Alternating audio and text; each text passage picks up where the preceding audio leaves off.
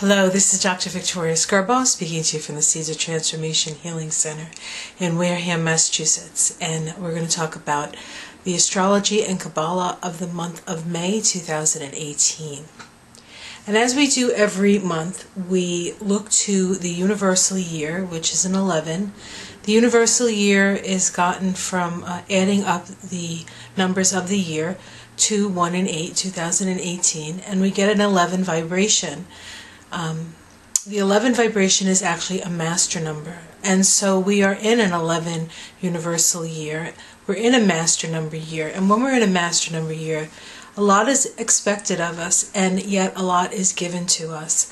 11 is the balance of the male and the female. It deals with the idea of balance and the idea of justice, cosmic justice as it were. In the tarot deck, the 11 is connected to the Justice card. And what's interesting about the Justice card in the tarot is that justice is not blind in the tarot deck. Justice has its eyes wide open. And this is the balancing of the scales. This is what we might call karma, where we find a sense of balance and equality. Now, an 11 is a difficult vibration to maintain, and if we're not maintaining the 11 vibration of the universal year, we move to the 2 vibration, the 1 plus 1. And it is a lower vibration of the 11, although lower vibration does not necessarily mean negative. It's not a negative. 2 is about sensitivity. 2 is about being super empathic, really. We might be finding ourselves being more empathic than usual for those people who are already empathic, and for those who are not empathic, perhaps being invited to, or what's the word I'm looking for, coming to actually touch your sense of empathy. And so that is also something to consider. Now, if we take the month, which is May, and we add it to the universal year, so the month of May is a 5 naturally. We add the 11 and we get a 16/7 vibration. And right next to me I have the tarot card associated with the 16/7, and I'm going to pull up the actual tarot card and put it here. Okay, and so this is the vibration for the month of May. It is the Tower, the 16/7 vibration. One of the scarier cards in the deck. It generally means something, a bolt from the blue. Something comes out of the blue and disrupts the status quo. We can see in this card that lightning has struck the top of the tower, and out have come the king and queen, or the male and female, out of this tower, and they're falling to the earth. This generally is indicative of the lightning flash being spirit coming in and disrupting our lives so that we come to understand who we truly are. And who we truly are is spirit experiencing a human, we're having a human experience. We tend to build our lives around our ego. Our ego is how our soul interacts with the physical plane. It's sort of how we identify ourselves. Who are we? What do we do? What are we doing here? The question of why am I here comes up with this particular vibration, and I'll talk about that a little bit more when we get to the tree of life and where it sits on the tree of life. But here we have a disruption that requires us to see who we really are at a core level. The 16 vibration, the base number, the 1, if you add the 1 and the 6, is the 7, and the 7 is self-understanding or self-analysis. 7 is the mystery. 7 is figuring out who we are and why we are. And it is the number of the loner, in that to truly understand who we are, we kind of have to a certain extent, wall ourselves off from the outer world and look within to find the answers. And that we will find ourselves looking within to find the answers all month long.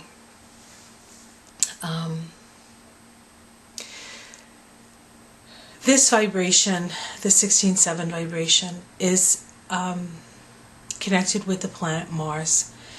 If you look at this through the Kabbalah and the tarot and the numbers. So Mars is the planet of action. It is the planet of our conscious desire nature. Now, at the end of April, 26 to be exact, we had a conjunction between Mars and Pluto. This occurs every 2 years. And so it's the start of a new Mars-Pluto cycle. Mars is our conscious desire nature. Pluto is our unconscious desire nature. When they come together in a conjunction, that is the start of a new cycle. And what happens is that the soul seeds Mars with it's the unconscious desire, and it is the journey of Mars through it's a 2-year journey before it meets back up with Pluto, where the unconscious becomes conscious. We are dealing with the archetype of Capricorn, and Capricorn deals with the structure of our lives, the structure of the social order. Things like banking and government and large institutions are all under the auspices of Capricorn. In our physical body, Capricorn deals with our knees. Saturn, the ruler of Capricorn, deals with our skeletal system, our spine, our knees, and the skin that we're in. It is the structure, the bones, and the boundaries, the skin, of our physical existence on the planet. Saturn also is the Lord of Karma. It is the ruler of three-dimensional reality, and so it is sort of, if you jump off a building that's high enough, you're going to go splat when you hit the ground. That is Saturn. That's the rules of physics. And so we have to respect the energy of Capricorn. We have to respect the energy of Saturn. Pluto and the Pluto-Mars conjunction that occurred on the 26th of April, we are now in a new phase of coming to terms with issues of power, our own self-empowerment, our sense of powerlessness. How do we move forward in the world from a place of personal power without having it become the old story of the power over paradigm, which is the old paradigm, which is the paradigm that is exiting or being transformed into the new paradigm. It is a level of understanding, it's a level of reality, but yet our reality is shifting and changing, and this is going to be part of the challenge and beauty, really, of May. So next thing I want to do is I want to look at the Tree of Life and where this vibration sits on the Tree of Life. Okay, so here we have the Tree of Life. Okay, this is the Kabbalah part, and we can see that the 16-7 vibration is actually located right here. Okay, we have May, and then we have 16-7, and then we have the glyph from Mars, and we can see that this is a path that goes from one side of the tree to the other. It sort of is a bridge energy that it bridges both sides of the tree. And this vibration is connected to, energetically, to the solar plexus. We can take this, we can take the Tree of Life and we can put the numbers where they go. And here we can see that this is completely in the solar plexus. Now, what's interesting about that is that the last couple of months, since February, we have been working with the energy of connecting The higher self, which is found in Tiphareth here, this is connected to the heart chakra, which I did not put here, so I'll put it right here. Okay, this is connected to the heart chakra. It connects the heart chakra to two of the lower chakras. In February, we had the heart chakra, Tiphareth, connecting to Netzach, which is located in the solar plexus. This was the path of the death card. This was the path of Scorpio. In March, we moved into this path right here, which sort of is behind the May path, and that connected the Tiphareth to Yesod, Tiphareth being our higher self, and Yesod being our emotional intelligence. Here, Venus, this is our desire nature. This is our instinctual nature. This is our emotional nature. And then in April, we had the Sun connect with Hod, Tiphareth to Hod. This was the path of the devil, the Capricorn path. And this connects, again, our higher self to our solar plexus. So over the last 3 months, our heart has been connected to these areas, to these other areas, to the lower self. And in this May, we actually move into a purely solar plexus experience. One of the questions that we ask when we're in the solar plexus is, why am I here? The solar plexus is connected to the personal will. It's connected to our autonomy, our sense of self-worth, and our sense of self-esteem. So these are all energies that we will be working with. This, in the physical body, is connected with the stomach, the spleen, the liver, the gallbladder, the pancreas, and the adrenal glands. So if you're having any issues at this time with those areas, it really behooves you to take care of those issues. And each one of those organ systems in Chinese medicine has a different sensibility depending on what organ is stressed in you. So that might be something to look for. One of the things that you may want to really look to is the idea of anger or rage, or if you're feeling that flush of energy because you're angry. Some people can work with that energy and utilize that to get things done, and other people have a tendency of letting that sort of work against them, and that's something that you have to focus your energy and focus in certain cases your anger into utilizing your energy to the best of your ability through this time.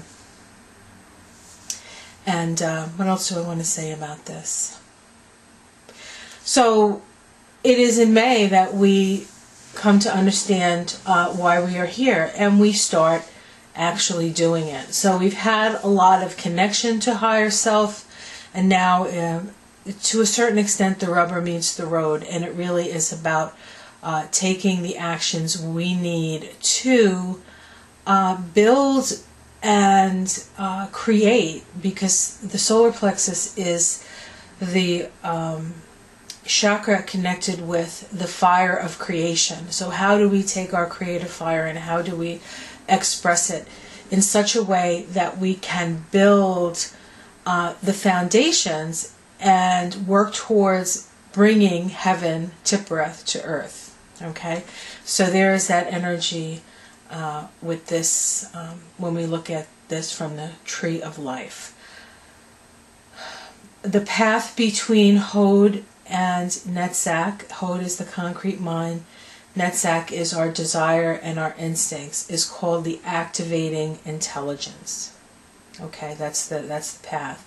And so this is a very activating year. Anytime we're dealing with Mars, we are activated. Okay, so I want to bring that into the picture. And I want to talk a little bit about what's going on with Mars this month, and then also what's going on with Uranus and the reasons for that. I will be right back. Okay, I'm back. So let's talk a little bit about this card behind me. Let me see if I can pull it. You can see it a little better. Okay, so I know I talked about this quite a bit, but I want to talk about what's going on as astrologically connected to this card. Okay, first of all, we're dealing with Mars here, and so we have to ask ourselves what's going on with Mars in the month of March. Well, first of all, Mars begins the month in the sign of Capricorn, and it is in Capricorn for the first half of the month, from May 1st to May 15th. It is in Capricorn, and then on May 15th it moves into Aquarius. Now, what's interesting about Mars being in Capricorn and Aquarius, and Mars at this point is moving direct, okay, it's moving forward, but this year Mars has a retrograde cycle, and it will be going retrograde in the signs of predominantly Aquarius, but also into Capricorn. It goes into, like, I think the last 2 or 3 degrees of Capricorn before it turns back and goes direct. And so Mars spends a lot of time in Capricorn and Aquarius. Capricorn being the sign associated with government and society and the hierarchy, and Aquarius the sign associated with humanitarian endeavor, fairness, fair distribution of resources, the process of individuation, and the Aquarian age. And so this is really setting up the energy so that we are both moving forward and then reviewing when Mars goes retrograde the function and how we function within and how we act within the structures of power, and then the structures that bring more equality to the picture. Of course, Aquarius also deals with groups, so we will see that there's an elitism that comes with Aquarius from being part of the group or the clique or the group in power. And so there is some of that as well. It's not just all roses and humanitarian endeavor, but all these things do come up. The other thing that's happening is here, when you see this lightning flash that's blowing the crown of the castle, or the roof of the castle, it is a crown. That is the light. This is symbolic of Kether, which in the tree of life is in the crown chakra. It's the top Sephiroth. It's called Kether, means crown, and we have a crown here, so we know that that's Kether. And then this lightning flash is actually spirit coming down to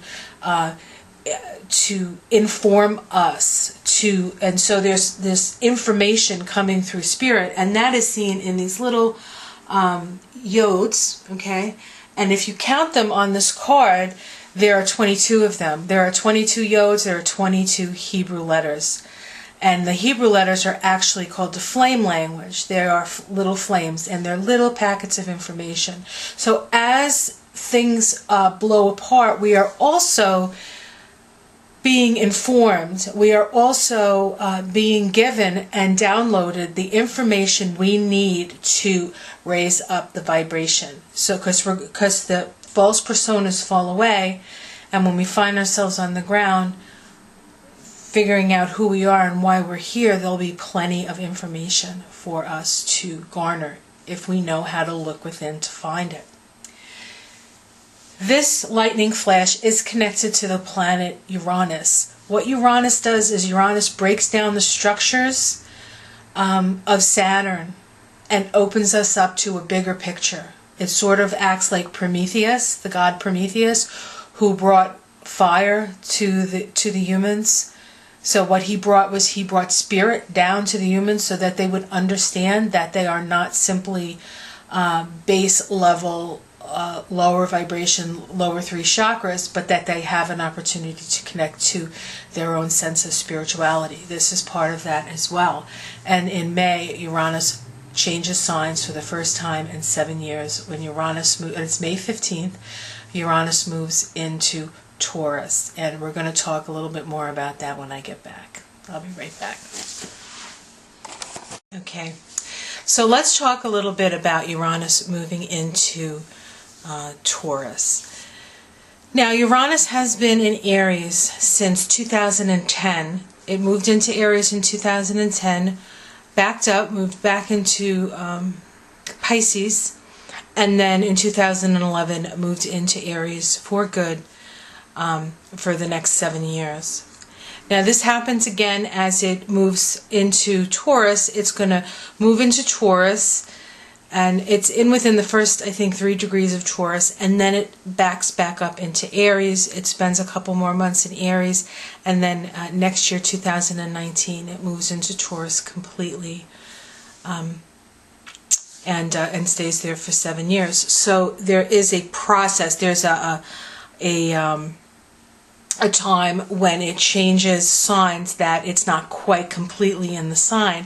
And so the time that Uranus spends in Taurus, which I believe is until November of this year, so it moves in May, so we get about 6 months, and then it moves back into Aries for a couple of months. We're going to get a taste of Uranus and Taurus. You know, we're going to get a taste of it. Now, just to go back with Uranus and Aries, just to give you a little perspective. When Uranus went into Aries, that was 2010. That was the Arab Spring. Okay, 2011 we had the continuing of that energy, the Arab Spring. That was when we first started seeing the rumblings of discontent in Syria, and a lot of the energy of this Uranus and Aries vibration was seen everywhere in the world, and we can certainly see it everywhere in the world now. But there was a focus. There was a focus in the Middle East. Now, that being said, Uranus and Aries is wanting to break free, wanting to be free, and it's my observation that need to be free first fomented in the areas of the world where there was less freedom, okay, where there was where people were oppressed, more oppressed, and so there was this explosion of energy of the oppressed finally wanting to, like, have their say, have their chance, have their ability to live the lives that they chose. There's a sense of autonomy, and that comes with Aries. But Aries is also a very aggressive energy. It's the energy of the warrior. It's the energy of becoming, and it's a male energy. So there was this expansion of male aggressive energy at that time, and fighting against the people in power, and that was seen with Pluto in Capricorn. Pluto's been in Capricorn since 2008. And so you had this Uranus trying to break free, okay, and then you had Pluto in Capricorn, the indoctrinated, the powers that be, preventing that from happening and creating all kinds of chaos. Towards the end of Uranus and Aries is when you started to see it in this country. It was a little bit further, the United States. It was a little bit further along. We saw it in the Wall Street, Occupy Wall Street movement, and we saw it in the Women's March, and we saw it in the Parkland Kids, and we're seeing this rising up and sort of fighting against the structures of power, because we don't feel like we have a voice. So even in this country, which is considered, not particularly oppressed, although it depends on who you talk to, and that's true, and that's a reality, what nationality, what race, what socioeconomic class you're in, or what sex you are, all of that has come out. And that's part of the Uranus and Aries energy. Now, as Uranus moves into Taurus, Taurus is an earth sign, and it's a feminine sign. Earth is feminine. And so the energy shifts. It's still revolutionary, but it deals with issues around Taurian issues. And the major Taurian issue is survival. Okay? It's land, it's food, it's shelter, it's money, it's our ability to survive. It also has to do with peace. Our ability to move into a place of peace and safety and security.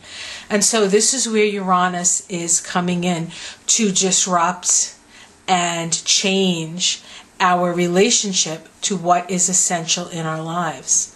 And we will see some of that starting to foment between May and November, before it goes back into Aries for its last little dip into Aries. Okay, I'll be right back.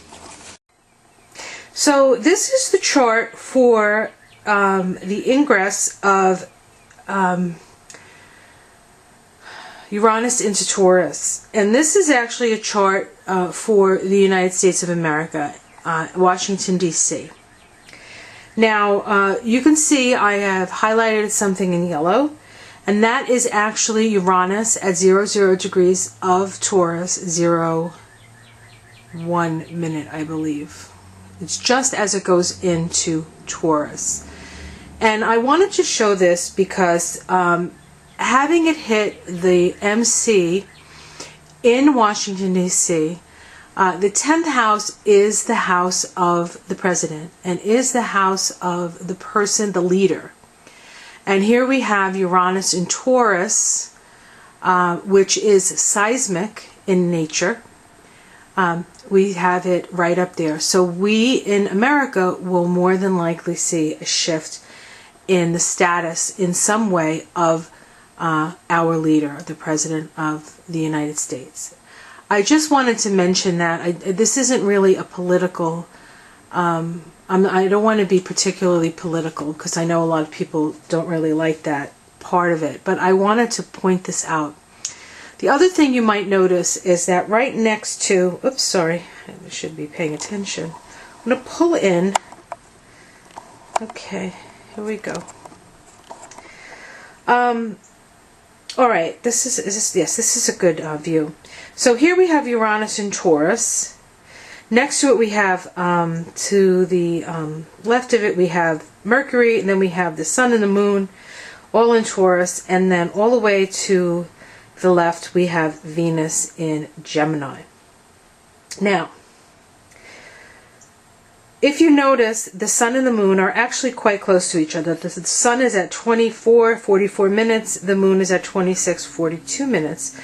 So there's only a 2-degree difference. The reason for that is because on May 15th, earlier in the day, we actually have a new moon at 25 degrees of Taurus. What's significant about that new moon is that new moon actually is conjunct the MC, the topmost point of the chart of the President of the United States. And so new moons are about new beginnings. Something new is manifesting.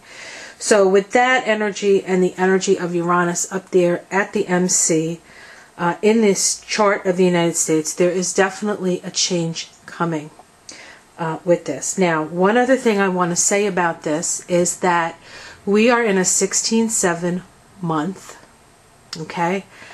And Donald Trump's soul vibration, the reason that his soul came in this manifestation, in this lifetime, is a 16/7 vibration. So we can see that on some level, whatever happens in May, this was part of his soul contract. So I just want to point that out to you. And the other thing I want to talk about is something called dispositorship. Now, this is a little bit complex. What dispositorship is we can sort of follow, it's sort of like following a line of clues. And I'm going to bring you over to the dispositorship here thing I have. Sorry, I'm sure you got dizzy with that. Here we go. Okay, so we have Uranus and Taurus. And dispositorship is you look to see the ruling planet of the sign that the planet Uranus is ingressing into. So we have Uranus moving into Taurus. The ruling planet of Taurus is Venus. Venus is in Gemini. And so, but Gemini is ruled by Mercury. And so we look to see where Mercury is. And so we have the dispositor of this particular Uranus in Taurus, okay, is 4 degrees of Taurus. And the Sabian symbol for 4 degrees of Taurus is a pot of gold at the end of the rainbow, riches that come from linking the celestial to the earthly nature, communion. And I bring this up because this is an important energy. It's an underlying energy of Uranus moving into Taurus at this time on May 15th. And I bring it up because we are dealing with the blending of the celestial or our spiritual selves with our earthly selves. And that can only occur in the heart chakra. Okay? The heart chakra is the place, it's what makes us human really, because it connects our lower nature with our spiritual nature. And so it is important that through this process, whatever process that we are going through in the month of May, that we stay balanced within our own hearts. Okay, and this is the last thing I want to talk about. And that is on the next day, May 16th, the planet Mars moves into Aquarius. Remember, Mars is important at this time. It's important because Aquarius is ruled by Uranus. And so this Mars moving into Aquarius really does sort of bring it all together. Bring this whole picture of the tower and the solar plexus and everything together. And what's interesting is that immediately after, the first aspect that Uranus makes when it's in Taurus is a square to Mars. Okay, this is very important. And what's important about this is that this is a last quarter crisis in consciousness square.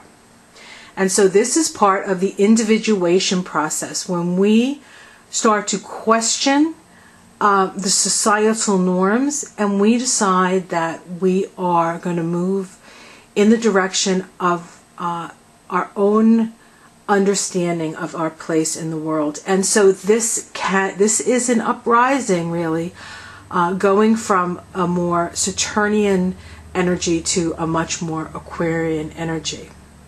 Now, Mars will be in Aquarius in 2018 for around 152 days because of the retrograde cycle. So for about 42% of the year, Mars is in Aquarius. And so this is a theme, and this is really on a certain, every now and again we get a little glimpse into the Aquarian age. When did it start? When's it starting? Is it here? Is it not? It's a multi-level and multi-dimensional process.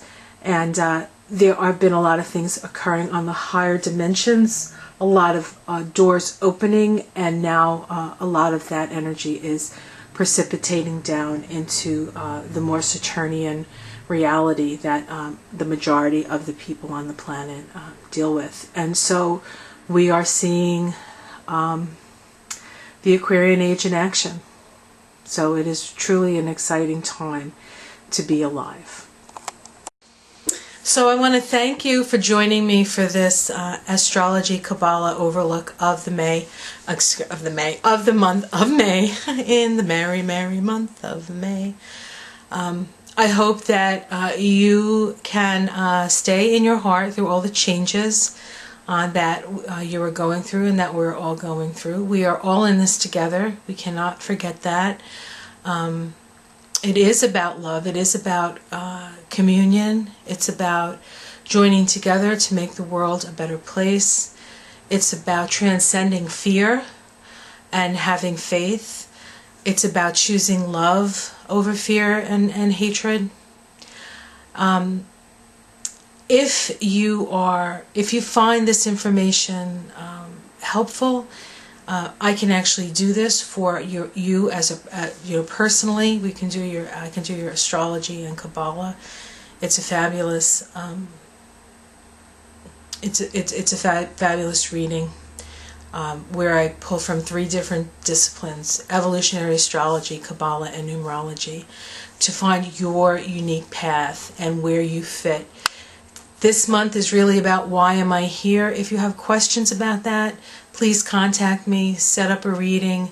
You'll be glad you did. Otherwise, I hope this was helpful for you, and I will see you again next month when we do the Astrology and Kabbalah of June. Have yourself a great month, and I'll see you again soon. Ciao.